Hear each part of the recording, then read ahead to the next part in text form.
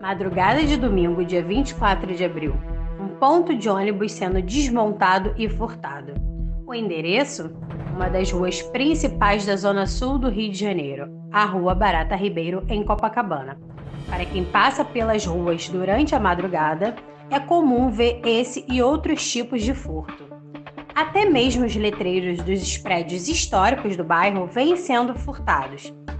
Imagens de câmeras de segurança mostram um assaltante pulando a grade de um prédio na rua Nossa Senhora de Copacabana e furtando um letreiro de bronze. Nesta outra tentativa, o furto só não acontece devido ao porteiro do prédio abordar o assaltante.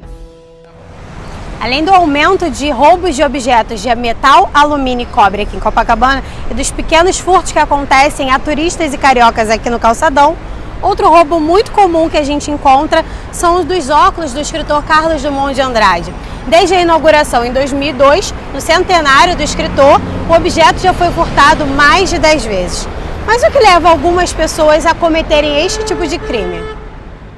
É importante chamar a atenção que esses pequenos furtos, né, do roubo de alumínio, cobre, ferro, eles compõem o rol de crimes chamados crimes de oportunidade, né, que são muito comuns e até recorrentes. Eles geralmente acontecem nos mesmos locais na cidade. Todas as estatísticas levam a esse tipo de menção, porque os crimes de oportunidade acontecem nos locais onde a intervenção por parte do Estado ela demora a acontecer, ela não ocorre de maneira mais efetiva, né? Não me sinto mais segura, o bairro tá muito largado, a gente não vê policiamento. De um lado, a fama turística do Rio de Janeiro, do outro, a insegurança relatada por parte dos moradores. Bairros como Leme, Botafogo e Flamengo têm sofrido muito ultimamente com esses furtos. Os frequentadores dos bairros estão preocupados. Horácio é o presidente da Associação Amigos de Copacabana e vê com preocupação esse índice elevado de furtos. Houve, de fato, aqui no último trimestre, houve um aumento significativo em alguns índices de criminalidade, principalmente aqueles índices que mais afetam a população. É o chamado roubo de rua, roubo de aparelho celular, que isso aí realmente acaba sendo motivo de muita preocupação por parte dos moradores. Olha, de uma maneira geral, o bairro ele é muito bem policiado. Posso até dizer com segurança que o bairro é o bairro mais bem policiado da cidade.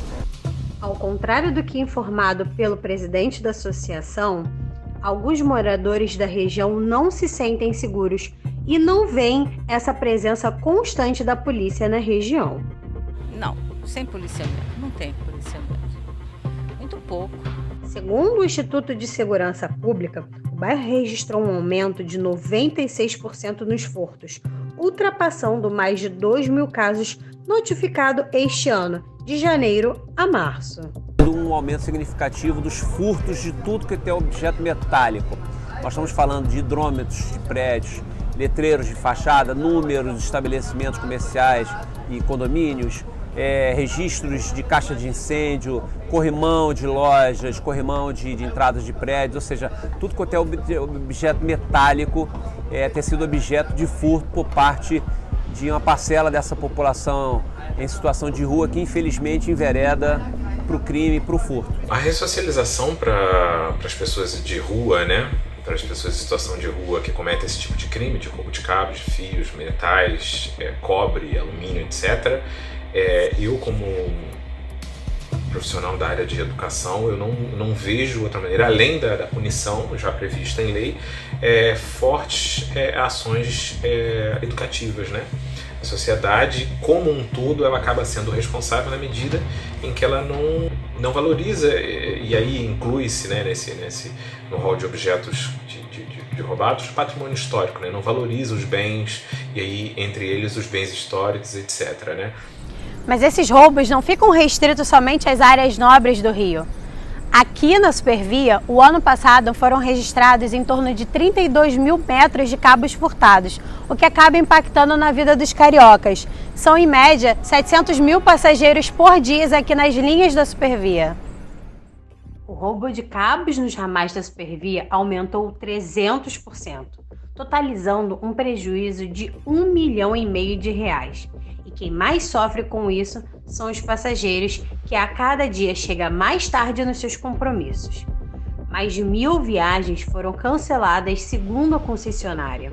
A nossa equipe entrou em contato com a Supervia para saber qual tipo de fiscalização tem sido feita, mas a empresa preferiu não comentar o caso. Marcelo Nogueira, professor de Direito Penal, analisa o cenário atual e comenta o que precisa ser feito para coibir esses crimes. Olha, esse tipo de crime vem se tornando cada vez mais comum na cidade do Rio de Janeiro por conta do receptador. Na minha opinião, o que tem que se atacar é a figura do receptador. Quem é que tem capacidade econômica e interesse de comprar esse tipo de material? Porque você desestimula o furto na medida em que quem subtrai não tem para quem vender, né?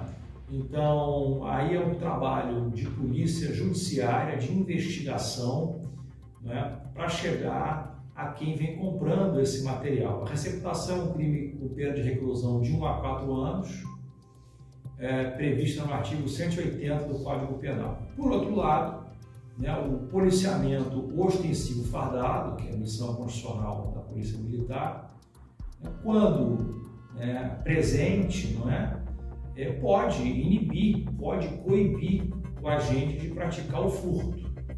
A coisa é bem clara, né? O que é roubado, ele é vendido para os ferros velhos, né? E que todo mundo sabe na cidade que eles têm endereços fixos, né? Ou seja, o problema ele é multifacetado, então eu entendo que tanto a Prefeitura quanto o Governo do Estado precisam sentar junto, criar, sei lá, talvez uma força-tarefa para trabalhar esse problema dentro das suas mais variadas vertentes. E não apenas ficar naquela competência que é estrita esse ou aquele, eu só trato isso, eu só trato aquilo, quando na verdade o problema ele é multifacetado. Então a gente vê que a questão tem que passar realmente para uma necessária força-tarefa de todos os órgãos municipais, estaduais, para que possa contribuir para ver se a gente consegue melhorar esse estado de coisas. Nas últimas semanas, tivemos conhecimento de um crime bárbaro que aconteceu no dia 13 de maio, após o perito da Polícia Civil, Renato Couto, de 41 anos, decidir investigar por conta própria os furtos que vinha sofrendo em uma obra. Após rastrear algum dos itens furtados e negociar a devolução, Renato sofreu uma emboscada e foi morto por 3 militares da Marinha. A polícia segue investigando o caso e os suspeitos estão presos.